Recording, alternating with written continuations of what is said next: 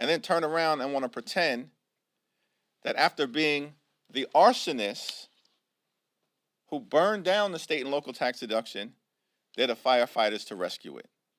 No one is buying it. No one is buying that the extreme MAGA Republicans in the New York Congressional delegation and the California Congressional delegation, who have done nothing about the extreme MAGA Republican imposed state and local tax deduction cap, are going to somehow rescue it.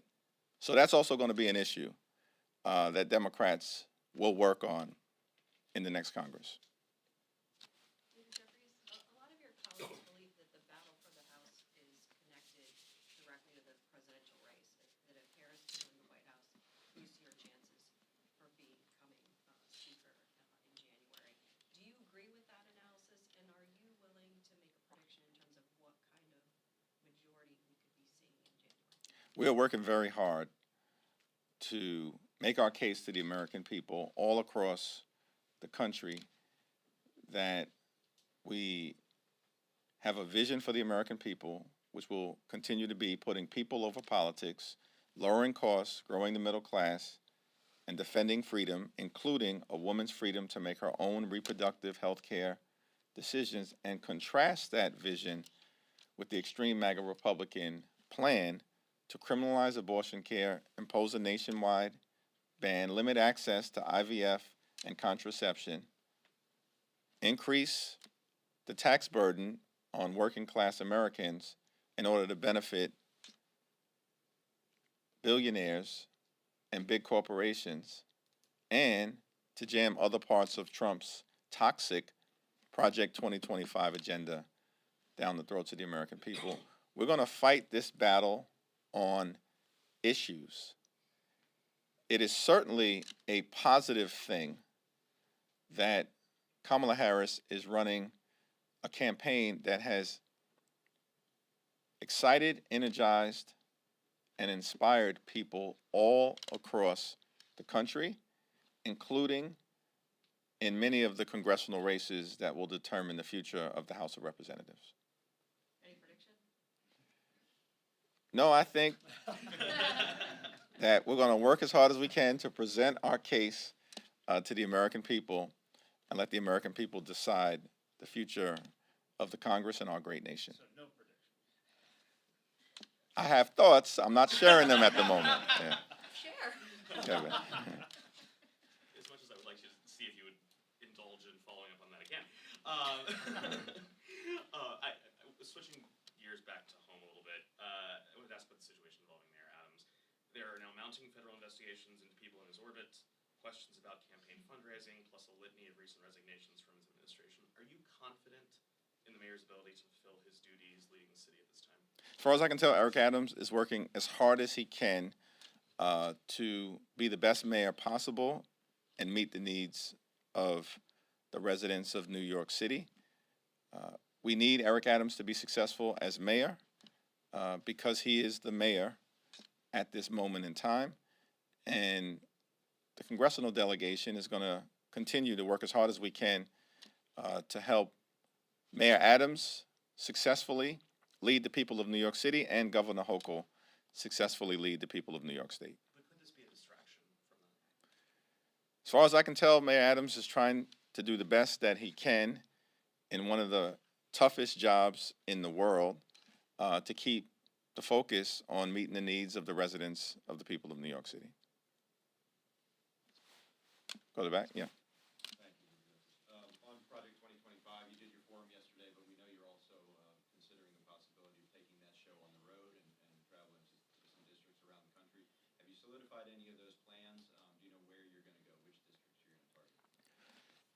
The Project 2025 task force being led by Congressman Jared Huffman, as well as the Democratic Policy and Communications Committee, along with the Steering and Policy Committee, are working out plans to make sure that we can effectively communicate on the ground in congressional districts across the country.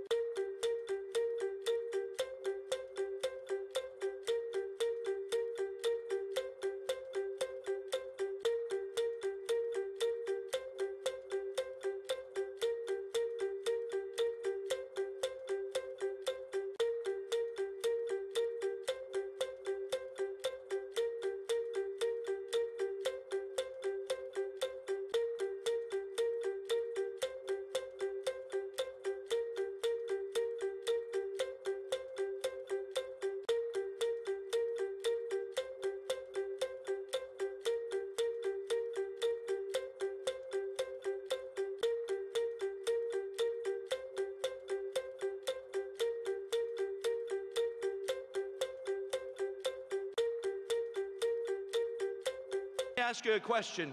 Are you ready for a new day in America? Are you ready to send Donald Trump back to the White House? Well, it's my pleasure as the nominee for the 8th District to welcome you to the 8th District of North Carolina right here in Mint Hill.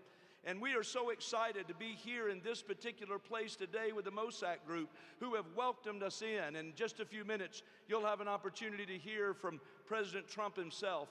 But I just want to remind you today that this is such a critical time in our nation. It's such a critical time in our state.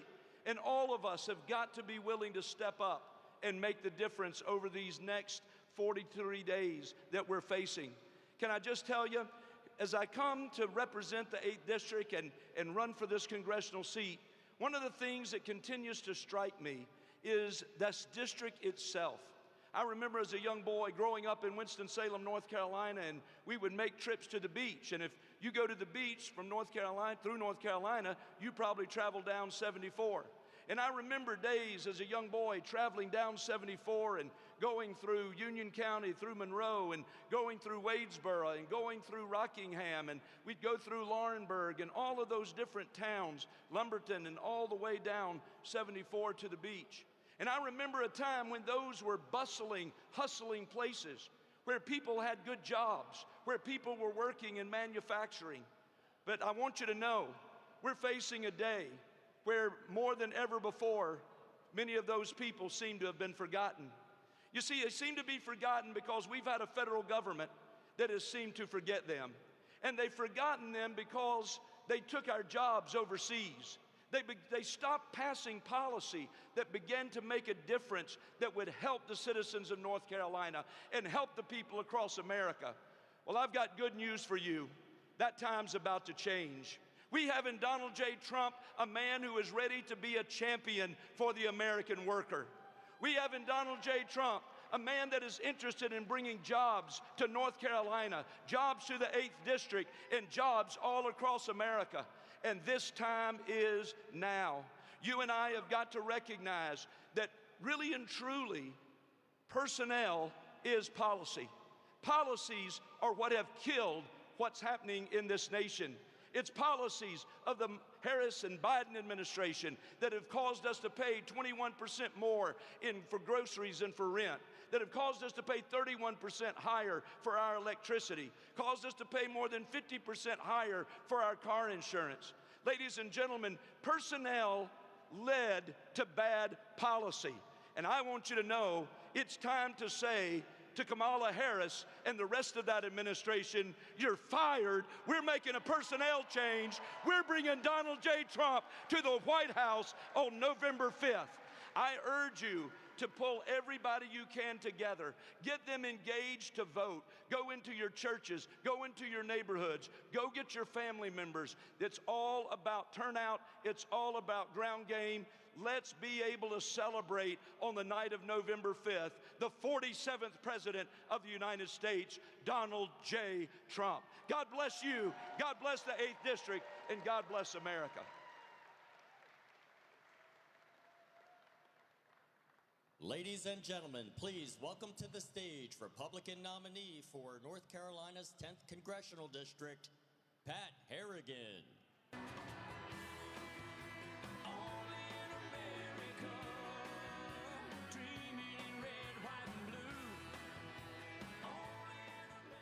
Wow, isn't it a great day to be in an American factory?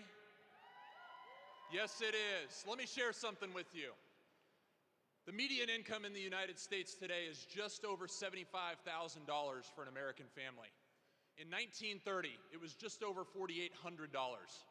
In today's real terms, that's almost $90,000. You know what the difference is today from 1930? In 1930, less than 10% of American households were dual income. Today, it's almost 60%. So when the American middle class looks out and says that they feel like we're working twice as hard for half as much, there's a lot of truth to that. And let me tell you something, I want to tell you why. Because the left has systematically waged war on American manufacturing and the American middle class through overregulation, too many taxes in too many places, and unfair trade deals that have simply put America last. Our ability to produce in this country has become a national security issue. And as a former Green Beret, I will not stop fighting for our country, and I will not stop fighting for American manufacturing. And we all know President Trump is going to fight for American manufacturing because he already did that in his first term. But how do you know that I'm going to do that? Because I'm a manufacturer too. You know, ever since I was a little kid, I thought it was special to say, I did that, or I built this. There's something special about manufacturing in America. I want to tell you my wife and I's story. When I was in the Special Forces at Fort Bragg, my wife and I started a manufacturing company with $3,000 out of our double-wide trailer in the middle of the woods outside of Fayetteville. And over the last 7 years, we have built that into a 120,000 square foot manufacturing facility with all American manufacturing, and we could not be more proud of what we have been able to achieve and more grateful to this country for the ability to achieve it. And we must protect the American dream, and President Trump absolutely believes in protecting the American dream. And the way that we protect the American dream is we protect the American worker. We protect the ability to have upward mobility. And for all of you that don't know, I'm in the firearms industry. Does anybody have a problem with that? Let me tell you something. My wife and I, we were never able to get a bank loan just because we were in firearms. And I think there's something systematically wrong with a country that allows illegal immigrants to walk into our banks and pull a $250,000 loan to start a Mexican restaurant, but will not allow a West Point graduate, combat-proven Green Beret with excellent credit and the collateral to boot to pull a $250,000 to start an American manufacturing company in a constitutionally protected industry for a constitutionally protected right. That has got to change, and President Trump is going to change that. The Harris campaign is weak and dishonest about American manufacturing. Why can I say that? Because just like China has stolen our trade secrets, they've stolen our products, they have stolen our jobs. The Harris Walls campaign has stolen our ideas. Did you know that Kamala Harris now wants to finish the wall? Did you hear that she now actually doesn't really hate guns? She kind of likes them? And did you know that Kamala Harris is now the #1 fan in America of fracking? We know not to trust these political talking points because Kamala Harris has said it herself. Her values have not changed. And if her values have not changed, she will sell out the American manufacturing company and the American middle-class factory worker, just like the Democratic Party has been doing for the last 50 years in America. We are not going to allow that to happen, and I cannot wait to go to Washington, D.C. to stand next to President Trump and fight for American manufacturing and the American middle class to make American manufacturing great again. Thank you very much. It's great to see you all.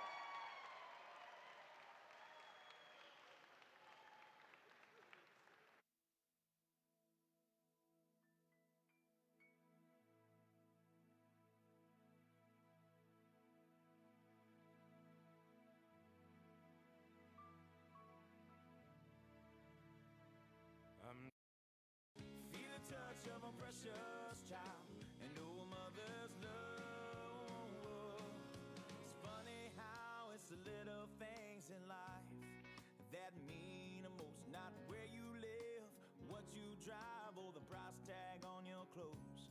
There's no dollar sign on a piece of mind, this I've come to know. So if you agree, have a drink with me, raise your glasses for a toast to a little bit of chicken fried and cold beer on a Friday night, a pair of jeans that fit just right, and the radio world. But like to see the sunrise, see the love in my woman's eyes, feel the touch of a precious child and know a mother's love.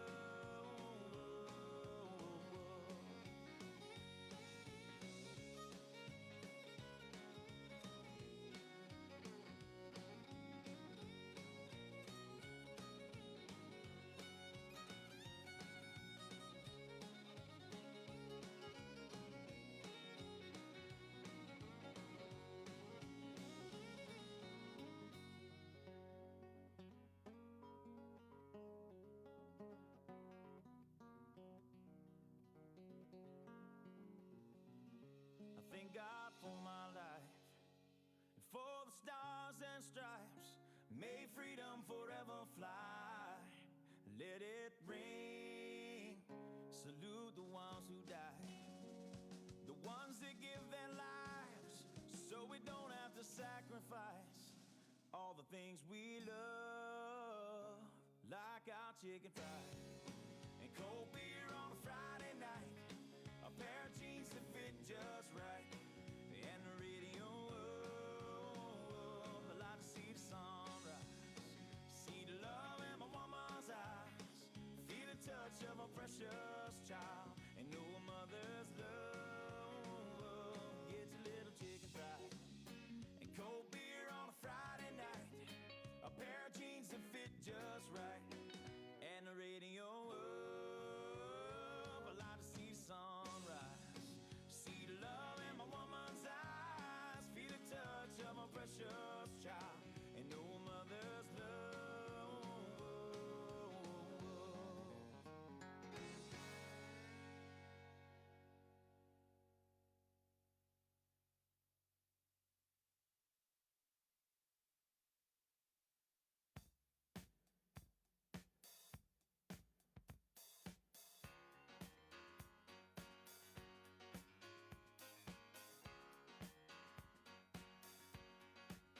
Oh, what a night.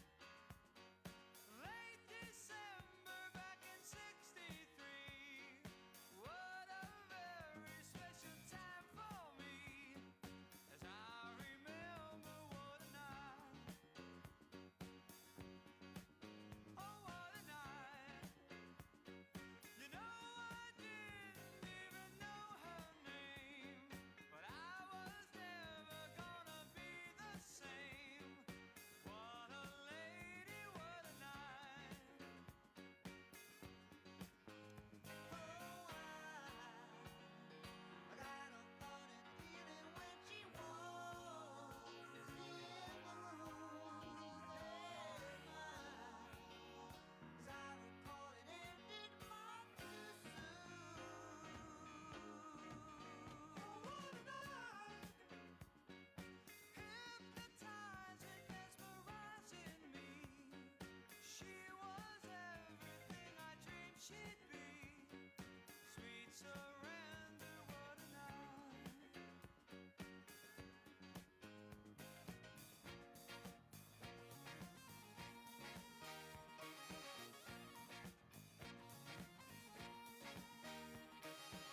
I felt a rush like a rolling ball of thunder, spinning my head around and taking my body under. What a night.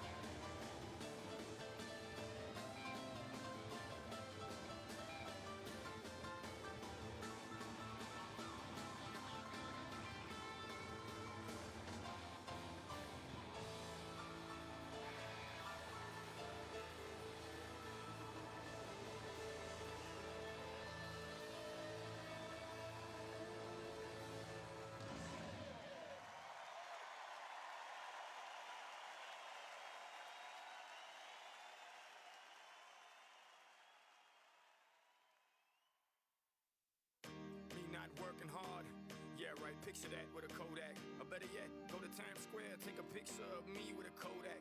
Took my life from negative to positive, I just want y'all to know that. And tonight, let's enjoy life. Pitbull, Naya, Neo, that's right. I want all of you tonight. Give me everything tonight. For all we know, we might not get tomorrow. Let's do it tonight.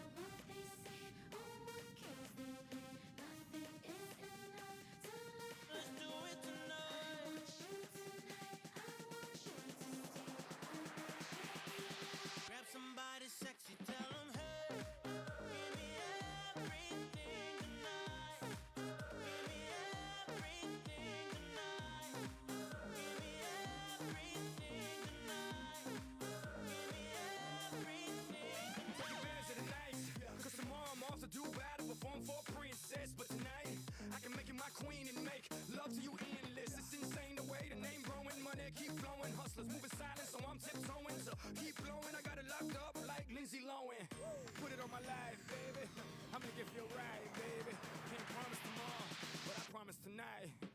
Excuse me, and I might drink a little more than I should tonight. And I might take you home with me if I could tonight. And baby, I'ma make you feel so good tonight. Cause we might not get tomorrow. Tonight, I want all of you tonight.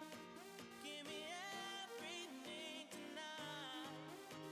For all we know, we might not get tomorrow. Let's do it tonight.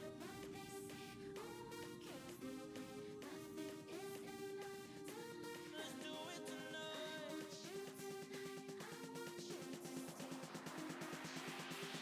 Grab somebody sexy, tell them, hey, give me everything tonight.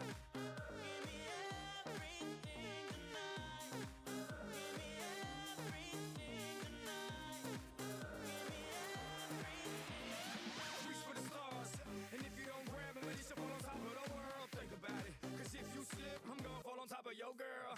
What I'm involved with is deeper than the Masons, baby, and it ain't no secret. My family's from Cuba, but I'm an American. I don't get money like secrets. Put it on my life, baby. I'll make it feel right, baby. Can't promise tomorrow, but I promise tonight. Darling. Excuse me, and I might drink a little more than I should tonight. And I might take you home with me if I could tonight. And baby, I'ma make you feel so good tonight. Cause we might not get tomorrow. Tonight,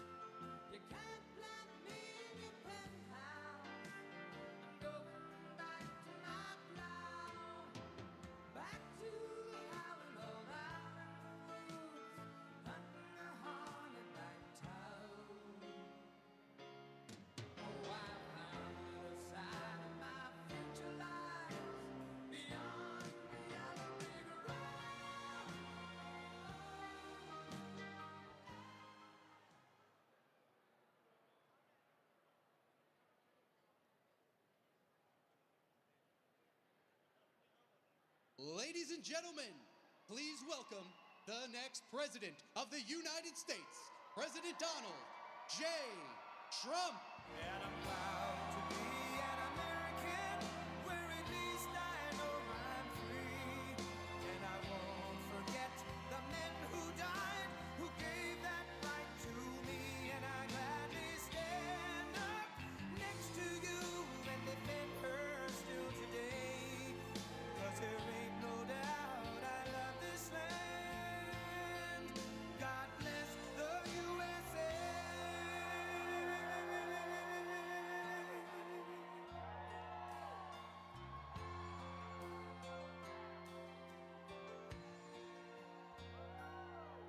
From the lakes of Minnesota to the hills of Tennessee, across the plains of Texas, from sea to shining sea, from Detroit down to Houston and New York to LA, where there's pride in every American heart, and it's time we stand and say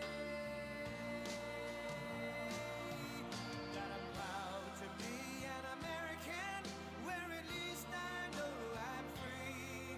And I won't forget the men who died, who gave that right to me. And I gladly stand up next to you and defend her still today. 'Cause there ain't no doubt I love this land. God bless the USA.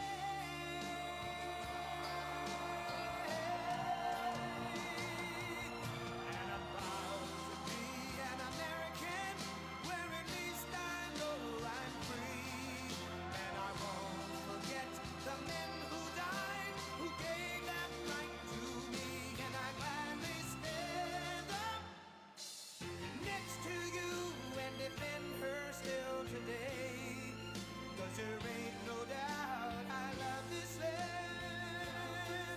God bless the USA.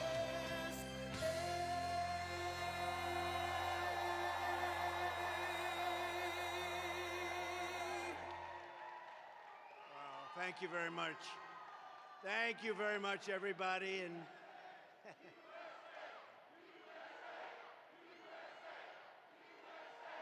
thank you very much. A very big hello to North Carolina, special place. You saw the other day my little granddaughter, she's named Carolina. There's for a reason, because Lara, her mother is from here, and she's doing a fantastic job, a fantastic person. So it's great to be here and great to be back in this beautiful state with thousands of proud, hardworking American patriots, which is what you are. I want to thank very much Glenn Mossack and everyone at the Mossack Group for welcoming me today. This is a beautiful, fantastic place. And I must tell you, Glenn is the owner and the boss and all of that, and he grabbed me as I'm coming up. He grabbed me, "Sir, I want to just tell you something." He said, "Before tariffs, when you put those tariffs on, this was just a dead, empty building. It wasn't functioning. And you put those tariffs on, and now we're a manufacturing powerhouse." He said they were only importing product. Now they're making product, and they're making a lot of it. You see a lot of it here. That's a lot of product. And I really, I know that. I've known that for a long time, and that's what we're going to be doing on a much, much larger scale. And our congressmen that are here and senators, a lot of people here. I'll just introduce a couple real fast, but I just want you to know that I couldn't have been more beautifully greeted when Glenn said that, because I've been trying to explain that to people. They don't understand it, but this was he called it an empty hulk, and now it's a thriving business. We're also joined by, thank you very much. We're also joined by Congressional nominees. Mark Harris is doing fantastically well. No relation to Kamala Harris, I don't assume. No, he's not. No, I don't think so. You're doing very well. You're doing better than she is, I can tell you that, in the polls. And Pat Harrigan. Thank you. Good luck, Pat. Good. I heard you both doing great. And of course, North Carolina GOP Chairman Jason Simmons, who's a fantastic job. I heard we had a great poll this morning. That was good. We're doing well. We've won North Carolina twice, and we got to win it one more time. And we win North Carolina, we're going all the way. Perhaps we go all the way anyway, but this is a very important place, a very important state, and I love it. And as the expression goes, we have family here, and we really do. I also want a big enterprise down the road at Lake Norman. Does anybody know of what I have? And it's been very, very successful. Trump National has been great right on Lake Norman, which is so beautiful. I wish I had time to go see it. I won't have time to even see it. I got to go in and out, but I'll be back. As you know, there have been 2 assassination attempts on my life that we know of, and they may or may not involve, but possibly do, Iran. But I don't really know, can't be sure, because in the first case in Butler, Pennsylvania, great place, and we're going back to Butler, by the way. We're going to go back and finish our speech. The FBI has been unable to open the 3 potentially foreign-based apps. And in the second case, the assassin had 6 cell phones in his car, yet the FBI has likewise been unable to penetrate their guard. Shouldn't be tough to do. They want to know, and I want to know, and the whole country and maybe the world wants to know, who is he calling? Who is he calling? In the old days, the FBI and the DOJ used to capture people before anything happened. In current days, the upper echelon of the FBI is all talk while they focus on the sitting president's political opponents. That's what they're doing. They spend so much time. We won the case in Florida. It's all a big scam. It's all against a political opponent, me, who's doing better in the polls than anybody else, and should be hopefully able to recapture the presidency in 41 days and make our country great again. But all they focus on is their political opponent. But they must get Apple to open these foreign apps, and they must get Apple to likewise open the 6 phones from the second lunatic, who's a lunatic, and open them immediately, because we have a lot at stake, whether it's me or any other former president. They break into apps all the time. They had no problem breaking into the apps of the J6 hostages. They broke into those apps. And they could be Iran-based. They could also be something else. But we'll never know until they're opened, and they got to get them opened. And really, why is it that the father of the shooter in the Butler instance has one of the best and most expensive lawyers in the entire state of Pennsylvania? How did he get to this expensive lawyer, big law firm, the biggest in Pittsburgh? Where did he get this big law firm from? It's sort of strange. If I were president and a former president and a leading candidate, I'm the leading candidate by far to be the next president. And that leading candidate was under threat. If I was president and the candidate was under threat, any candidate, Republican or Democrat, and by the way, I want to thank the Democrats because they just increased funding for the Secret Service, who worked very hard.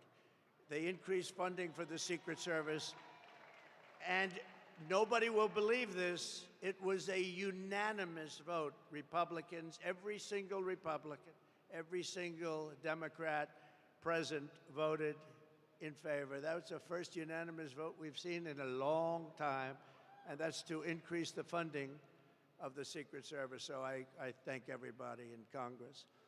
But if I were the president, I would inform the threatening country, in this case Iran, that if you do anything to harm this person, we are going to blow your largest cities and the country itself to smithereens. We're going to blow it to smithereens. You can't do that. and there would be no more threats. There would be no more threats. But right now, we don't have that leadership or the necessary people, the necessary leaders. We have two people, not one. We don't even know who our president is right now. Who is our president right now? We really don't know, but we have two people, not one, that only keep looking. And when you do that, when you just look, trouble always ensues. So it's big trouble for our country. Meanwhile, we have the president of Iran in our country this week. We have large security forces guarding him, and yet they're threatening our former president and the leading candidate to become the next president of the United States. Certainly a strange set of circumstances. Around the world, our enemies are desperate to prevent Donald Trump from returning to the White House because they know I will make America great again. They don't want that. 4 years ago, our country was feared and respected, and our country will soon be feared and respected again. We have to have that. And that's why we all need to pull together to thwart these attempts and to bring back American strength, power, and prestige. We will soon have it back. No threat will shake me. No enemy will intimidate me. And I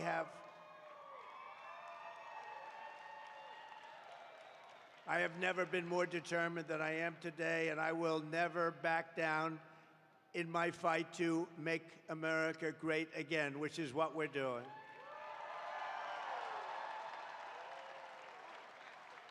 So I want to make that statement because we are under threat. I have been threatened very directly, and I appreciate the agencies that we've been meeting with, but we've been threatened very directly by Iran. And I think you have to let them know, because the best way to do it is through the office of the president, that you do any attacks on former presidents or candidates for president, your country gets blown to smithereens, as we say. 41 days from now, we are going to win the state of North Carolina. We are going to defeat Comrade Kamala Harris, and we are going to take back our country. We're going to take it back. Yesterday, I was in Georgia, a great place, to outline my plan for an American manufacturing renaissance. That's what we're doing. We got tremendous reviews on that speech. Now today, Kamala Harris is supposedly announcing her so-called plans to support manufacturing and wealth creation. Why didn't she do it 3.5 years ago? They've done nothing. Why didn't she do everything 3.5 years ago? She's been there for almost 4 years, and she didn't do it. She didn't create wealth. She destroyed 22% of the value of every dollar in your pocket and jeopardized us in front of the remaining portions of the marketplace. And the world's reserve currency is under siege right now. A lot of people think we won't have the reserve currency. If we lose that, that's like the equivalent of losing a war. We will have it. If I'm elected president, we will have the world's reserve currency in better shape and order, and every country will follow it. And if they don't, we will put tariffs on that country, and we won't trade with that country, and they will then call us and say, we would love to have you continue to be the world's reserve currency, sir. So easy. It's so easy, but you need the right messenger. You need the right messenger. She didn't support domestic manufacturing. She killed 24,000 U.S. manufacturing jobs. In the last month alone, we lost 24,000 jobs. You know, there is a reason for the interest rate cut from the Fed. Big part of that reason is that our economy is doing really, really badly. Kamala goes to work every day in the White House. Families are suffering now. So if she has a plan, she should stop grandstanding and do it. Just do it. You have a few months left. Do it. Do it. You have plans for the border? Do it now. You know, you don't need anything at the border. All you need is the President of the United States to say, the border is closed. I didn't have anything. I had only a good thought process. I closed the border. I built hundreds of miles of wall, and I got Mexico to give us thousands of soldiers to guard our country so people didn't come in. And we had the safest border in the history of our country. I didn't need to have a document. I was president. I said to the Border Patrol, nobody better than the Border Patrol and ICE and all of the rest, law enforcement in this country, of which I have the endorsement of almost every single law enforcement group. But Kamala should have closed the border years ago, and we wouldn't have hostile takeovers of Springfield, Ohio, Aurora, Colorado, where they're actually going in with massive machine gun type equipment. They're going in with guns that are beyond even military scope, and they're taking over apartment buildings. They're taking over real estate. They're in the real estate development business. Congratulations. These are, in that case, people from Venezuela, young street gang members that were sent here by the Venezuelan government. You know, crime in Venezuela is way down. Crime all over the world is way down, except here. I was right in the debate when David Muir kept interrupting me over and over and over again. And he said to me, when I said crime is way up, it's rampant because of what's happening in our country. And he said, no, crime is not up. That's a mistake. Crime. Well, the following day, the Department of Justice announced the crime figures up 44%, up much more than that in certain categories. But I haven't gotten an apology. No vice president in history has done more damage to the United States economy than Kamala Harris. She has no idea what she's talking about on economy or really on anything else. If you watched Oprah the other day and you watched those answers, you wouldn't even be thinking of her for president of the United States, because we had 4 years of that, and our country can't take 4 more years of that, I can tell you. But twice she cast the deciding votes that caused the worst inflation in maybe 100 years. She abolished our borders and flooded our country with 21 million plus illegal aliens. They came in from all over. Think of it. They came from prisons and jails. They came from mental institutions and insane asylums. They're terrorists. They're criminal street gangs. They're MS-13. We took millions of people like this into our country, and we're going to get them out, and we're going to get them out fast, I can tell you. No country can survive that. No country can survive it. But ask yourself, is anything less expensive than it was 4 years ago? Where are the missing 818,000 jobs? Remember, they said 808, they were fake jobs. And they thought they'd be caught, but they thought it was going to be after the election, not before the election. They had a leaker, thank you, Mr. Leaker. They had a leaker who leaked the fact that they falsified the numbers. Nobody talks about it. The press refuses to write it. We don't want to hear Kamala's fake promises, even something like she worked very long and hard hours over French fries at McDonald's. She'd never worked at McDonald's. It was a fake story. It was a fake story. The press now refuses to write it because it's so, you know, there's a very simple one. She said she worked at McDonald's and she didn't. Not highly sophisticated, not complicated. It was a lie. She never worked at McDonald's over the hot French fries. I think I'm going to a McDonald's in 2 weeks, actually, and I'm going to work the French fries because I will have worked longer and harder at McDonald's than she did if I do that even for a half an hour.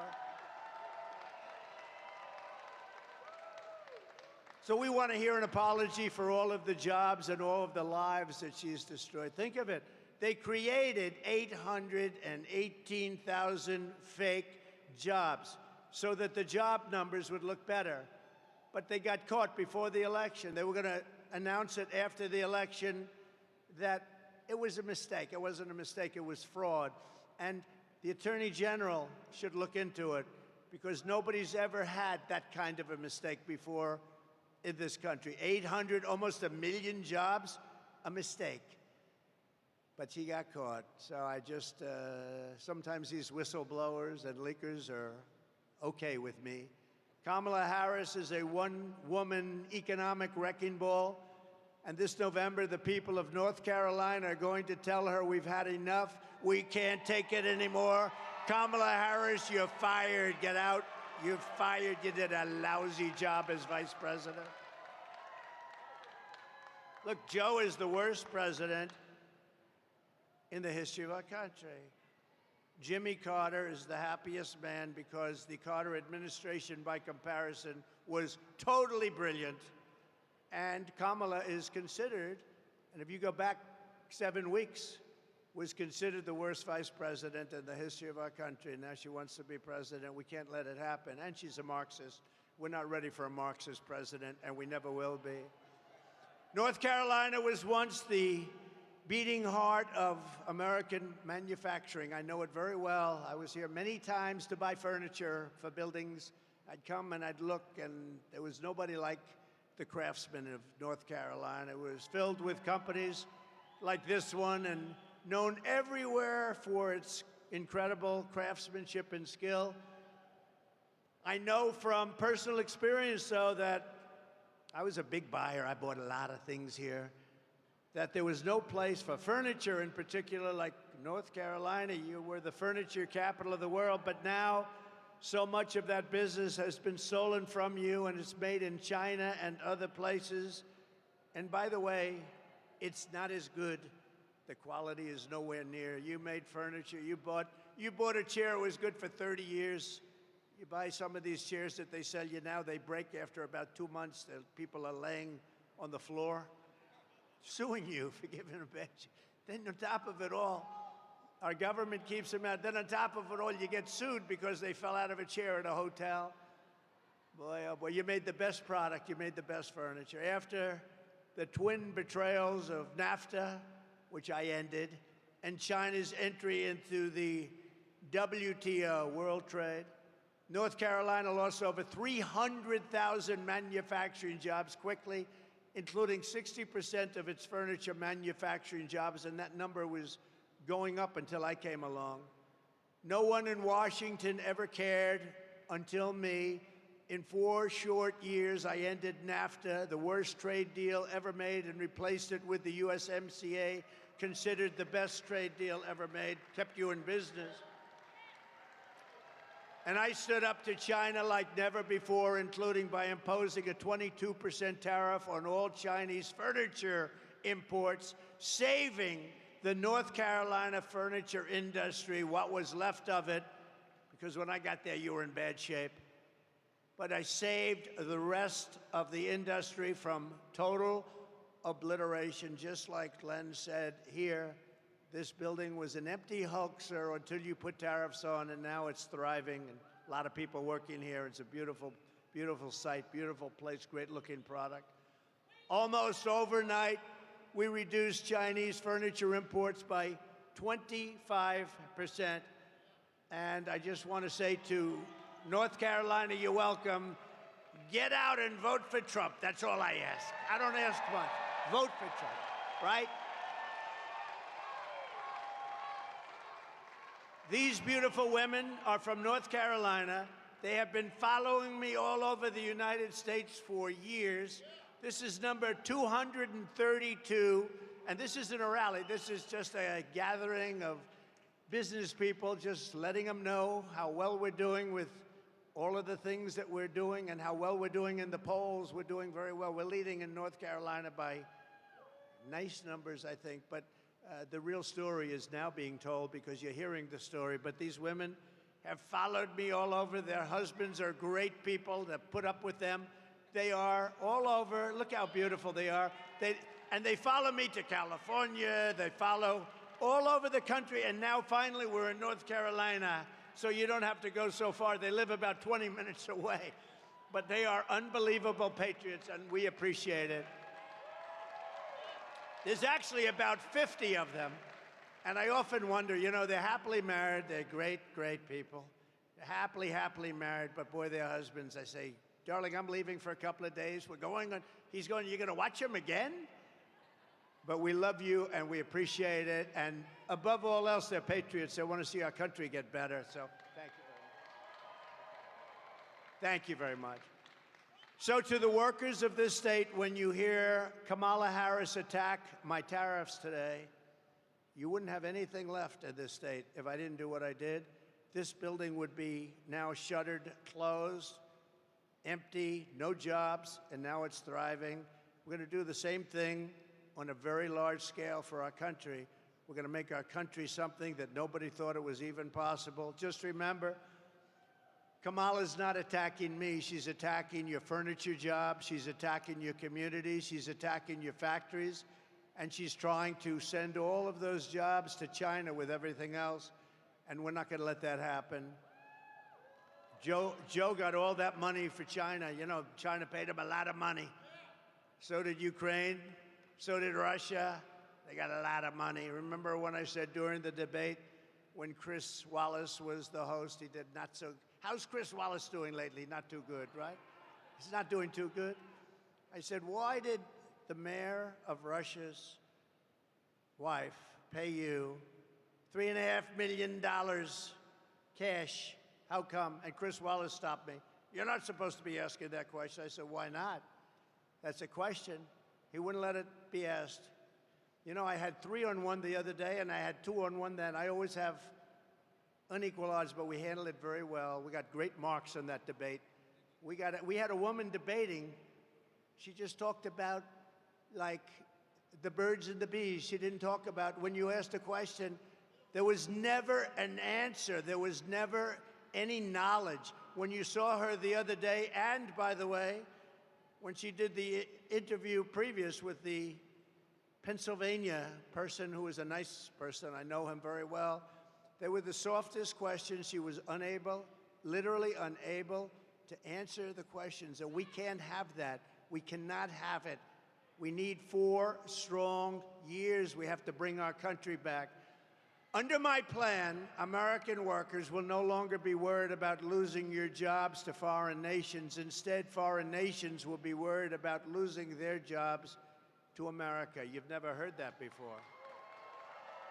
And you've never heard that before, I don't think. We're going to take their jobs, we're going to take their factories, and we're going to bring trillions and trillions of dollars in wealth back to the USA and back to North Carolina.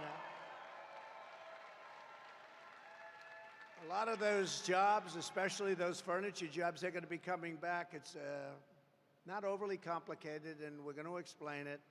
And it's what many countries have done to us for years and years and years. And we didn't do it because we didn't have the leadership necessary to understand what was going on.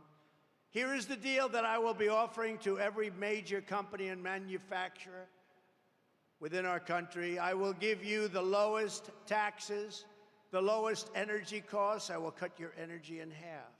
The lowest regulatory burden and free access to the best and biggest market on the planet Earth, but only if you make your product here in America and hire American workers for the job. You know,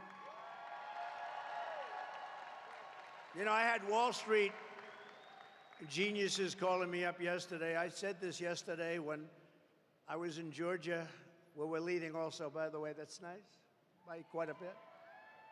But we were in Georgia and doing well, and they called me up after the speech and they said, what?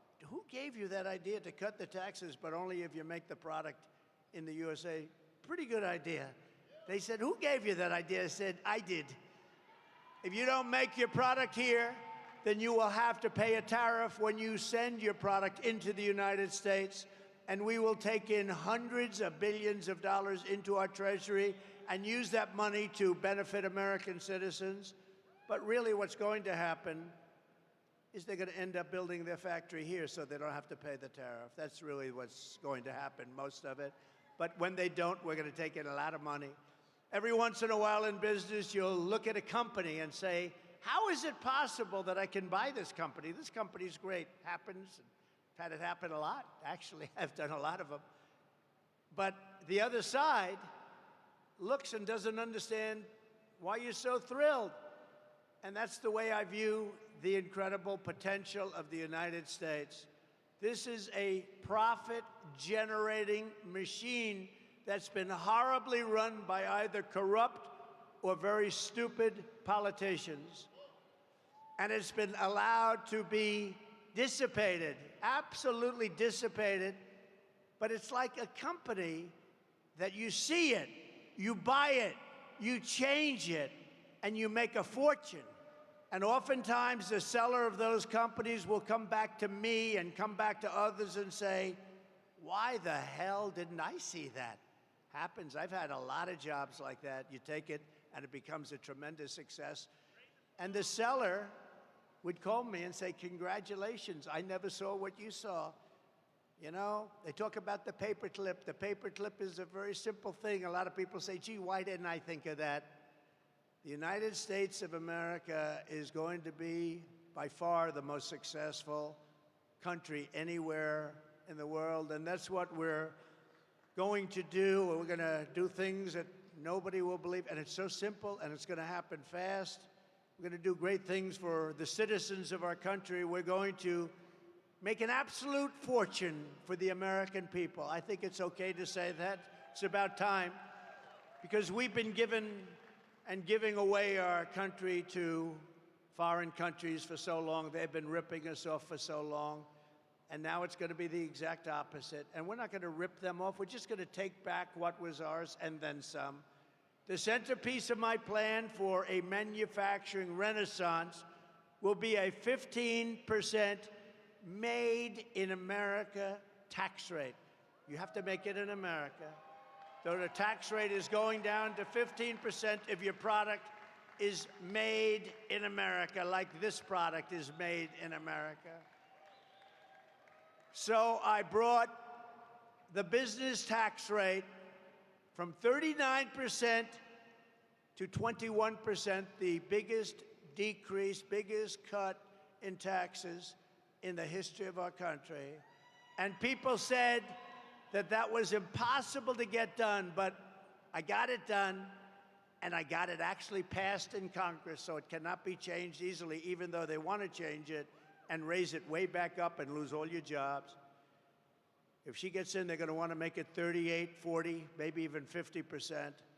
I got it done. I got it approved in Congress, and we did more business and created more jobs during that period than at any time in our country's history. Now I'm taking it a step further.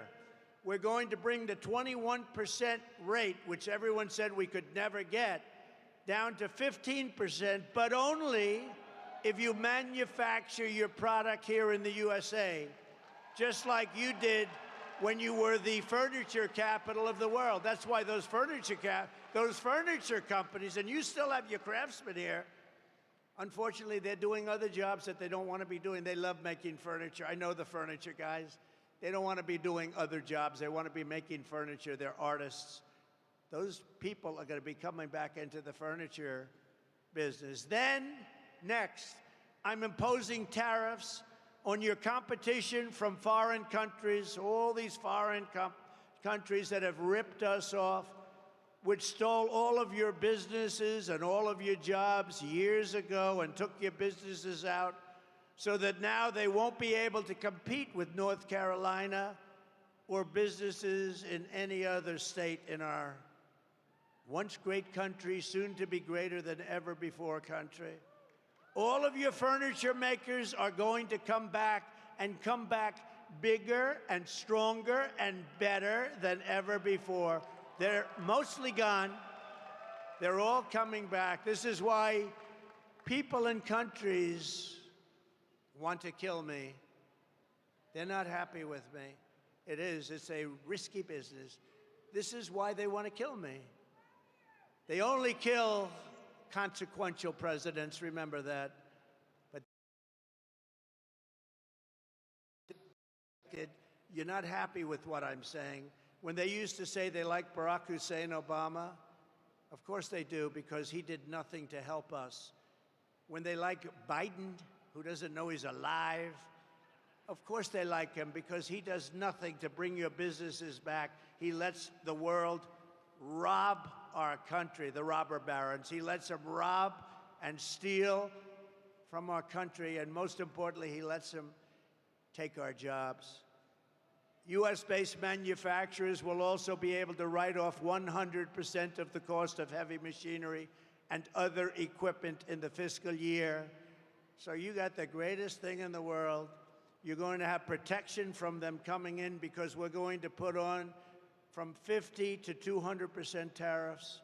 You're going to be protected. Your companies are going to come in. They're going to pay a low tax rate and a really low tax rate if they make their product in America, which is what we want to do because we're creating jobs like no other country would be able to create jobs. By contrast, listen to the deal that Kamala Harris is offering to companies to keep jobs in America. First, the tax queen, they call it the tax queen because she's a big tax raiser, is demanding a 33% tax hike on all domestic production. That means those companies are leaving. That's all it means. You know, these are companies that are smart, and they owe it to their shareholders or their families or whoever owns the company. They'll leave. They have to leave. So she wants to increase their taxes. They're already leaving, and she wants to increase. That means they're gone. Do we agree, North Carolina? The ladies of North Carolina agree. That's not a tough one, though. You've had tougher questions than that. No, she wants to raise the taxes on businesses so now they can all leave. Next, she wants the largest capital gains tax in the history of our country. And then she is promising a brand new wealth confiscation tax or unrealized capital gains tax. In other words, unrealized. You know what that means? That means, you know, a lot of people are rich, but they don't have cash because they're spending it in their business and other things. That means they're going to have to sell their business in order to get cash because she's taxing you and you haven't done anything. The only one going to make a lot of money are going to be the appraisers, the accountants, and the lawyers. That will drive our country into a depression like in 1929. In addition, Kamala is shutting down power plants nationwide, causing electricity prices to soar by more than 100%. You know, your energy costs are much too high right now. And she's going to be lifting them by at least 100%. And she'll close down all fracking and all fossil fuel development. She's been saying it for years. So she had 15 different policies that she's changed.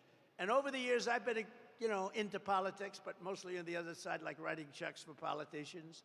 Campaign contributions, extremely legal, but I've been on the other side, campaign contributions. And I've seen on occasion a politician make one change in policy, maybe two. She's made 15.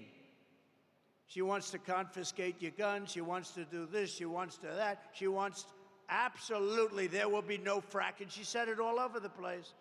You got to see 2018, 2019, there will be no fracking in this. Now she's saying, oh, fracking would be fine. She was in charge of the defund the police movement. You know, she's a radical left person. Her father is a Marxist professor. He teaches what his daughter is now trying to teach you. No, we don't want Marxists to be running our country because it's a short way to we passed socialism.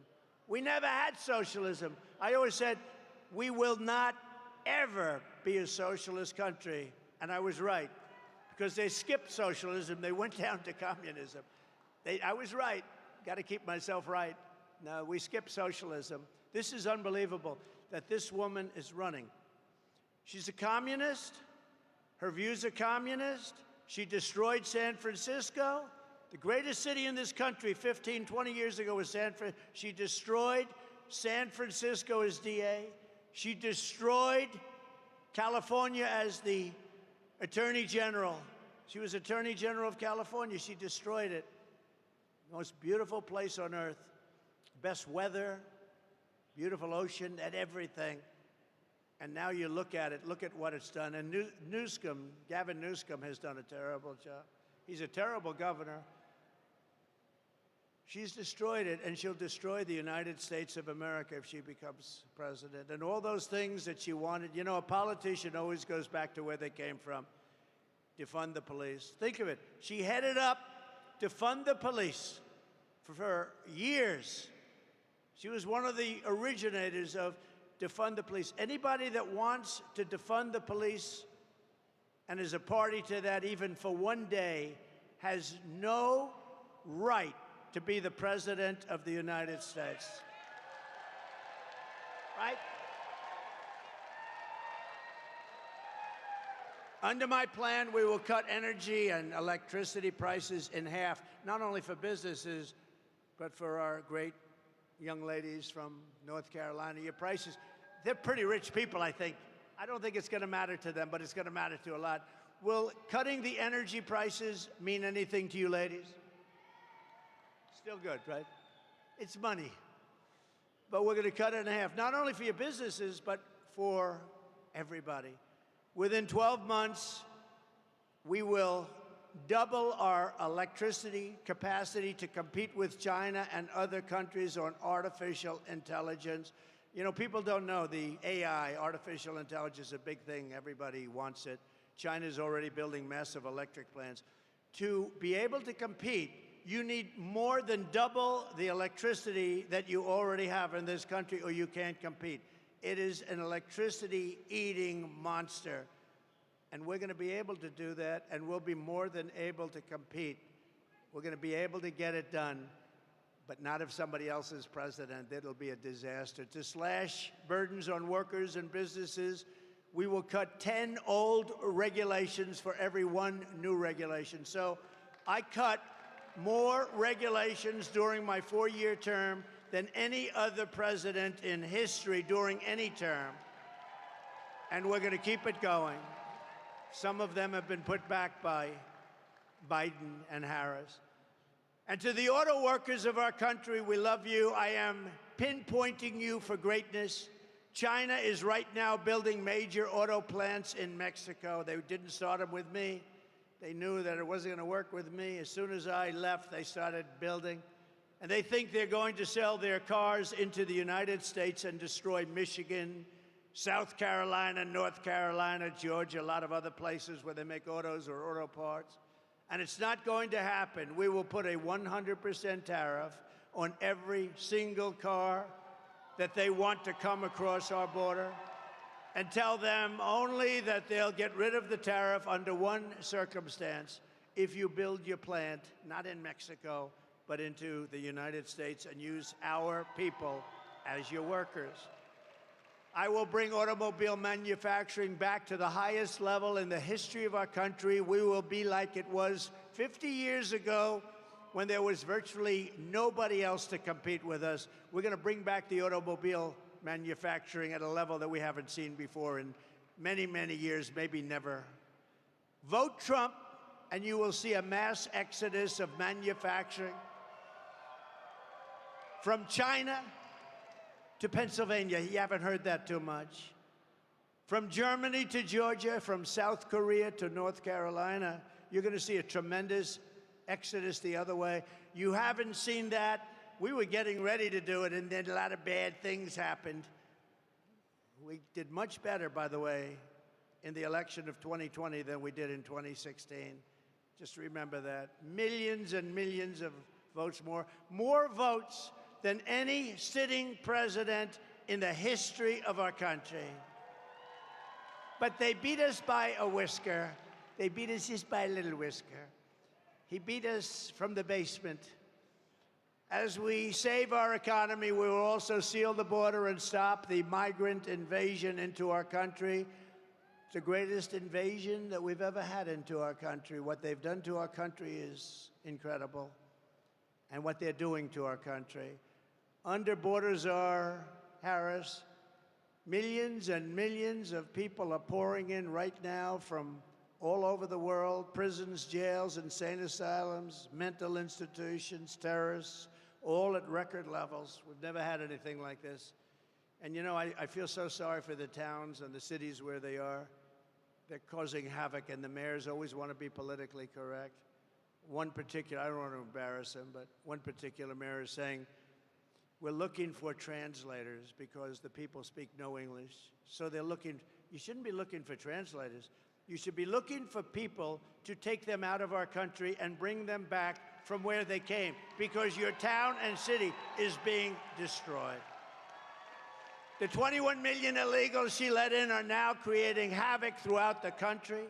Aurora, Colorado, and Springfield, Ohio are just two examples. What they're going through in those places, it's unbelievable. I mean, they're literally taking over those towns. They're taking over hundreds, those are 2 years, hundreds of towns and cities throughout our country, including the big ones. Look at New York. All of the people, what's happened to the quality of life. The quality of life is a whole different deal.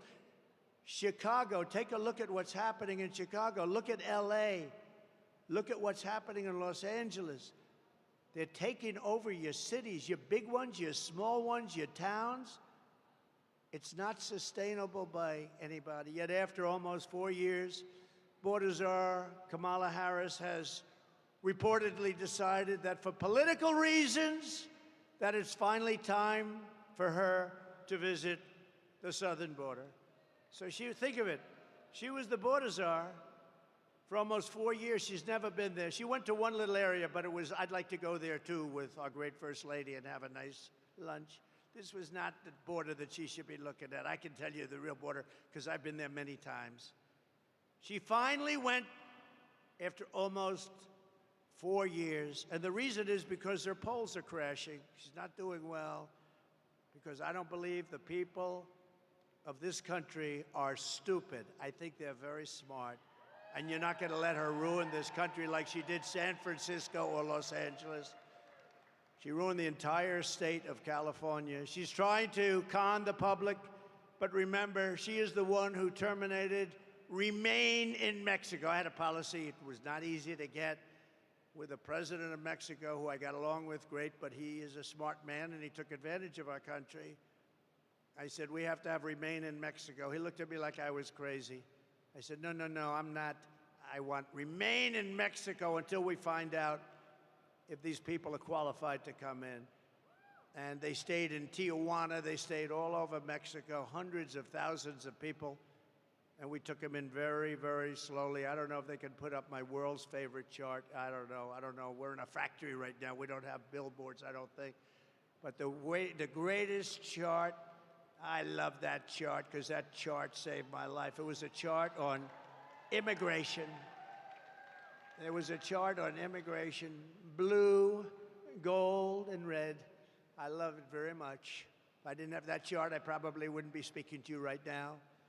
But it shows basically that we had the best and lowest immigration numbers, and that included drugs and human trafficking, a lot of other things that we've ever had in the history of our country. So Remain in Mexico. They canceled our asylum agreements with Central American nations, ended Title 42, a very important program, implemented nationwide catch and release.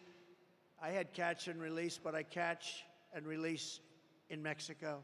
We catch and release into the United States, never to see these people again until they murder somebody, and then we see them.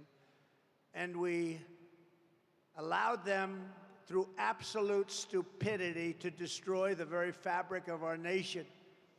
Millions of people were allowed to come in totally unvetted, totally unchecked, from places unknown. I was with Tom Homan recently. He told me that the last check was they came in from 168 different countries. Most people don't even know there are that many countries. Actually, there are quite a bit more than that. 168 countries were represented with illegal aliens coming in. From the Congo in Africa, they come in a lot from the Congo. From jails in the Congo, they opened their jails. From South America, Venezuela, all of the countries. They're letting them out of their prisons and jails. They're letting them out. Their jail population's way down. Their mental institution population. But this is all over the world. They come from the Middle East. They come from Asia. They come from parts of Europe. They come into our country. Many of them are major, major criminals, murderers. When Kamala speaks about the border, her credibility is less than zero. I hope you're going to remember that on Friday. When she tells you about the border, ask her just one simple question. Why didn't you do it 4 years ago? Why didn't you do it 4 years ago? They've got very little time left, thank God. Very little time left. Why? That's all you have to do. I give this to the fake news media because they don't cover it properly. They don't even talk about the border. Say, why didn't you do it 4 years ago when you first came in? Why are you waiting 3.5, almost 4 years?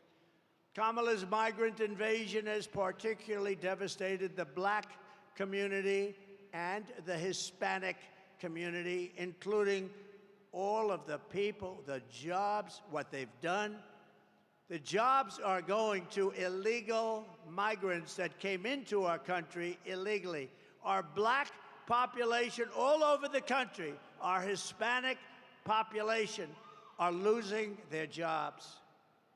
They're citizens of America. They're losing their jobs. Most of the jobs that were created in our country, and all of the jobs, almost all, were bounce back. They came from me. Bounce back.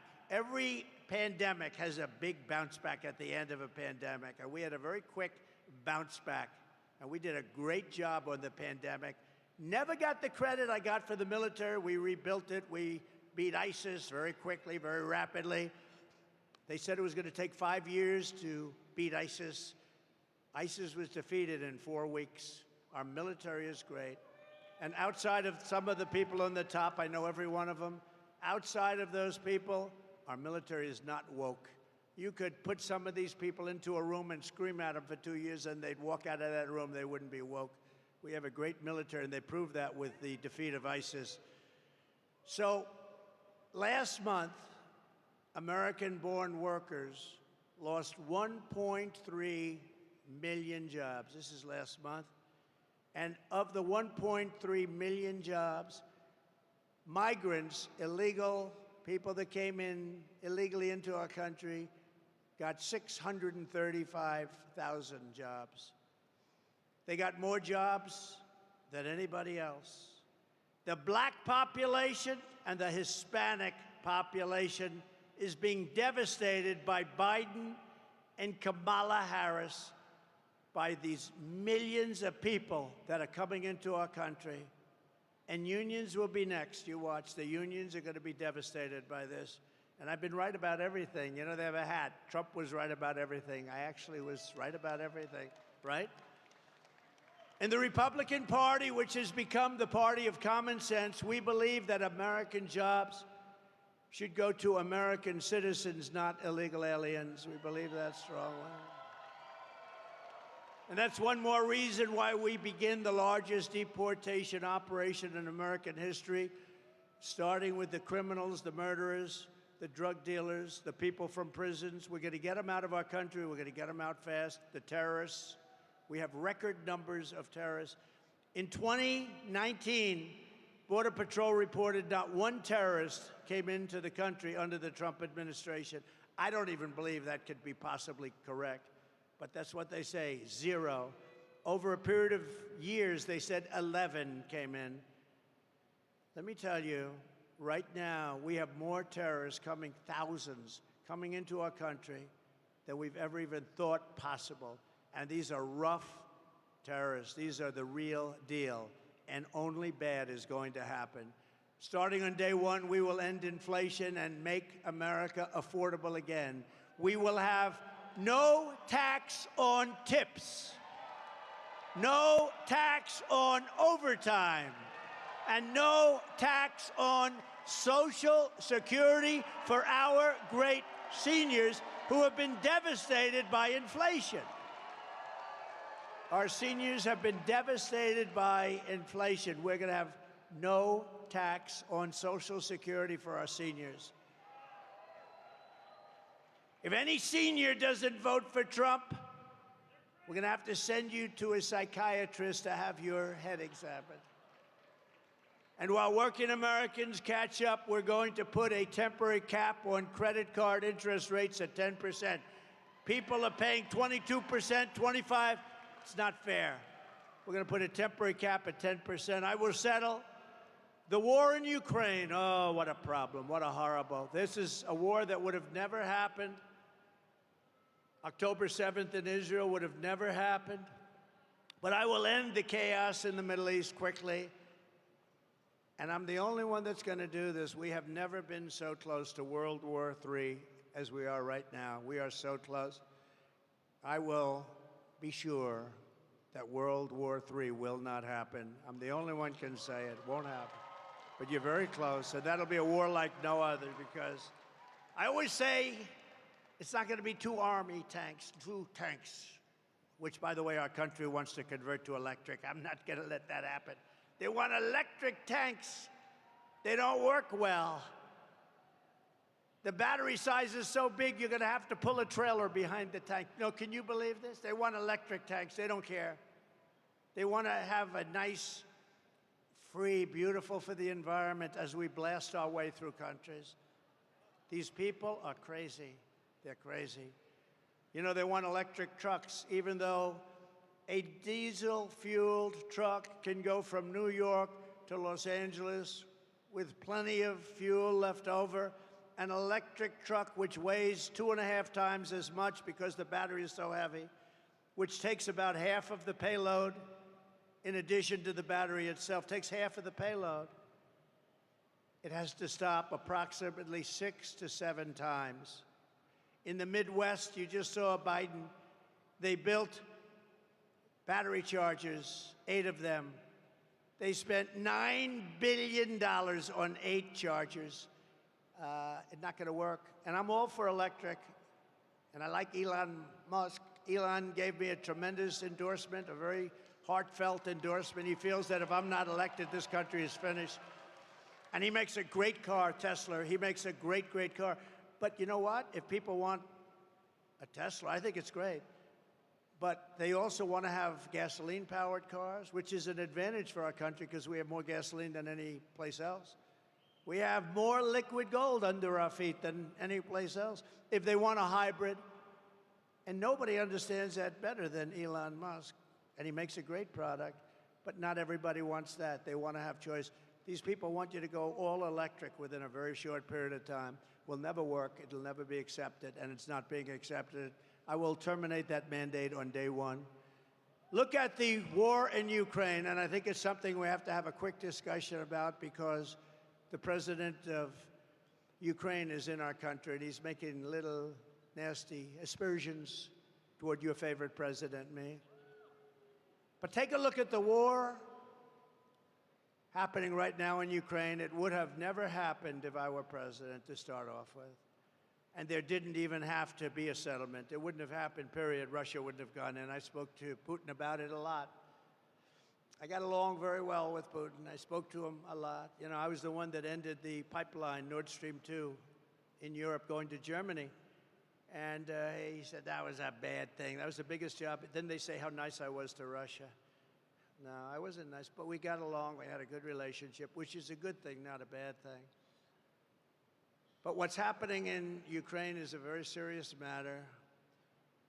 Let's say we did settle, and a deal would have been made with Russia years ago, 3 years ago, before it all began. And we could have made a deal easily.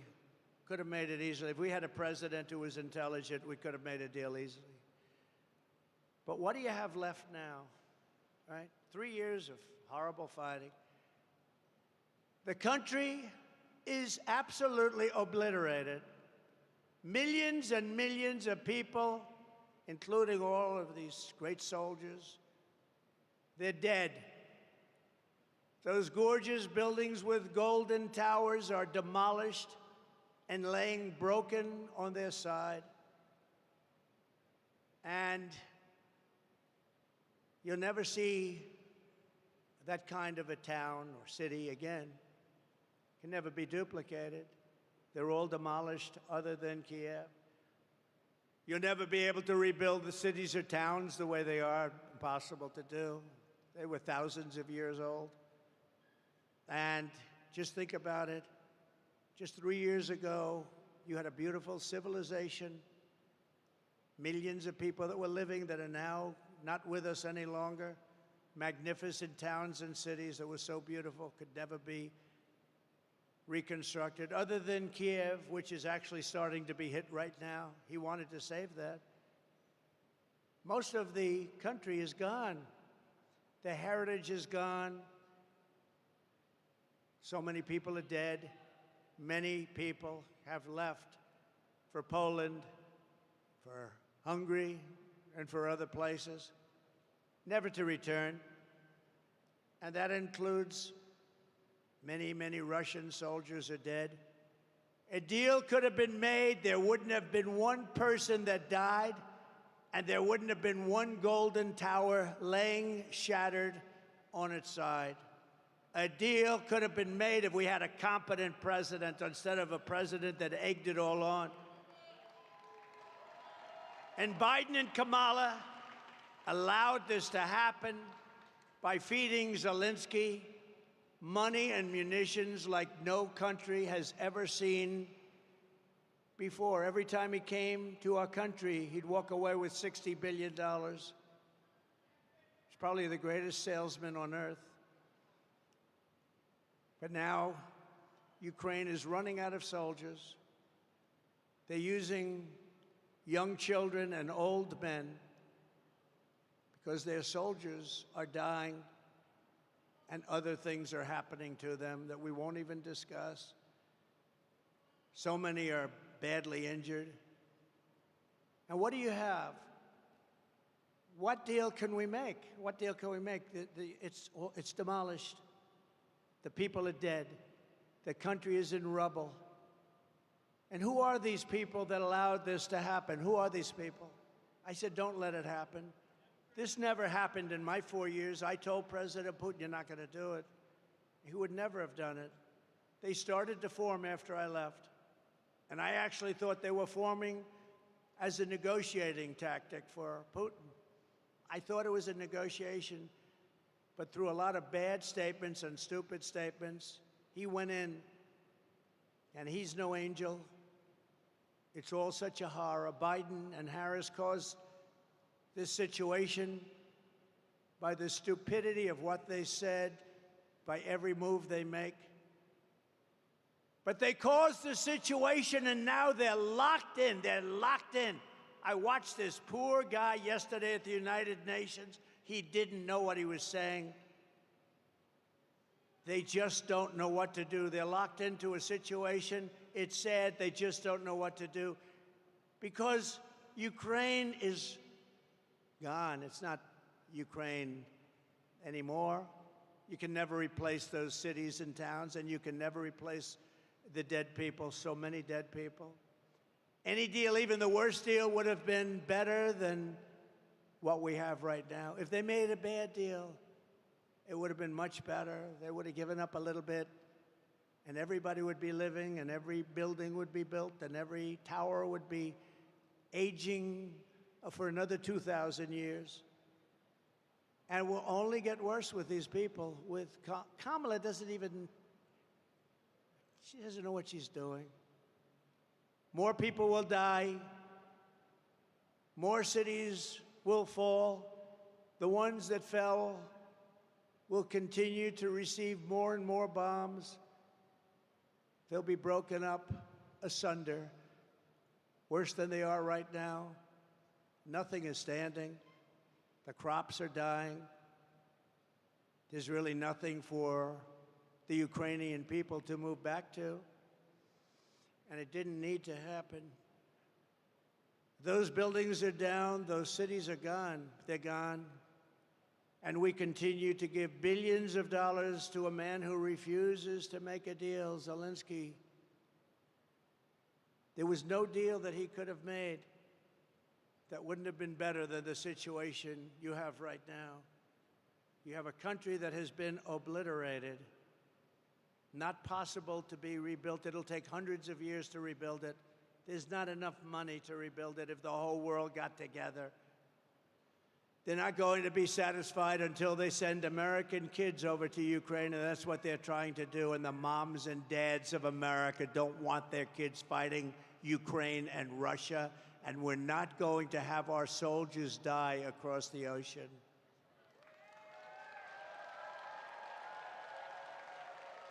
I will restore, as I did for 4 years, the only president in 81 years, they say, no wars. Hillary Clinton said, look at him, look at him. He'll immediately start wars. No.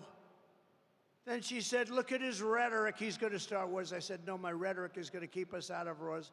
And that's what happened. I kept you out of wars. My rhetoric kept you out of wars. I stopped wars from happening. If it were somebody else, they would have gotten 5 Nobel Prizes. I never even got a mention, and I wouldn't, because I happen to be a different kind of a person, and the fake news treats me much differently than they treat other people.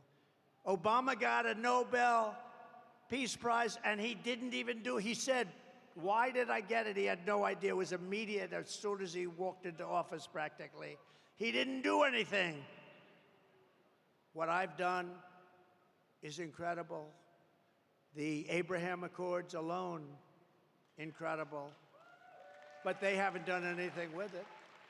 We would have had every country just about in the Middle East signed into the Abraham Accords, but the Abraham Accords brought peace. We would have had total peace in the Middle East. But I don't care about that with the Nobel Prize. I had so many people, you should get the Nobel Prize. I said, don't worry about it. They don't get the Nobel Prize to certain people. But these are the people that get things done. These are the people that understand strength and they understand peace, because we will restore peace through strength. We will rebuild our cities, including Washington, D.C., making them safe, clean, and beautiful again. We will keep the U.S. dollar as the world's reserve currency. This is how we will end the era of inflation, mayhem, and misery under Kamala and Crooked Joe, and unleash safety, prosperity, and peace for Americans of every race, religion, color, and creed. We're going to do things for our people that haven't been done for a very long time. And we started 4 years ago. We were doing things that nobody ever believed, jobs. And we had the greatest economy in the history of our country 4 years ago, 7 years ago, 6 years ago, and 5 years ago. Together, we will deliver low taxes, low regulations, low energy costs, low interest rates, low inflation, so that everyone can afford groceries, a car, and a home, the American dream. We will stop the invasion and end migrant crime, support our great police, strengthen our military, build a missile defense shield over our country, keep critical race theory and transgender insanity the hell out of our schools, and we will keep men out of women's sports. We will defend the Second Amendment, restore free speech, and we will secure once and for all our elections. Our elections are under siege. Everyone will prosper, every family will thrive, and every day will be filled with opportunity and with hope. But for that to happen, we must defeat Kamala Harris, and we must stop her country-destroying liberal agenda once and for all. It has to end. We have to bring our country and take our country back. So get everyone you know and vote. We want a landslide that's too big to rig. Very simple. Too big to rig. On November 5th, we will save our economy. We will save our country. It will go down as the most important day in the history of our country. We will rescue our middle class. We will reclaim our sovereignty and restore our borders. We will put America first all the time, and we will take our country back. North Carolina, get out to vote. Thank you. God bless you. And God bless America. Thank you very much, everybody. Thank you.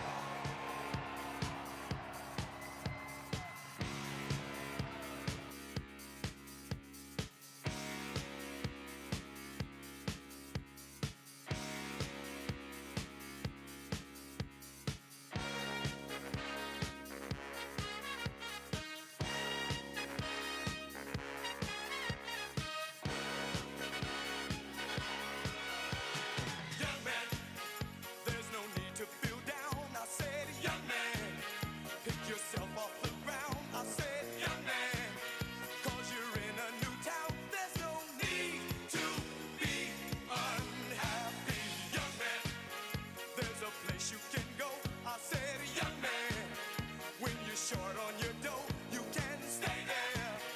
And I'm sure you will find many ways to have a good time. It's fun to stay at the YMCA. It's fun to stay at the YMCA.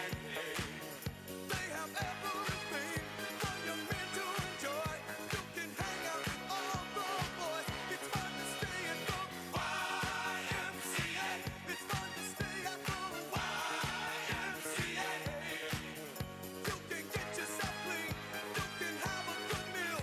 You can do whatever you feel. Young man, are you listening to me? I said, young man, what do you wanna be? I said, young man, you can make real your dreams, but you got to know this one thing. No man does it all by himself. I said, young man, put your pride on the shelf and just go there to the YMCA. I'm sure they can help you today. It's fun to stay at the YMCA. It's fun to stay at the YMCA. They have everything for young men to enjoy. You can hang out with all the boys. It's fun to stay at the YMCA. It's fun to stay at the YMCA. You can get yourself clean. You can have a good meal. You can do whatever you feel. Young man, I was once in your shoes. I said I was down and out with the blues. I felt no man cared if I were alive. I felt the whole world was so tired. That's when someone came up to me and said,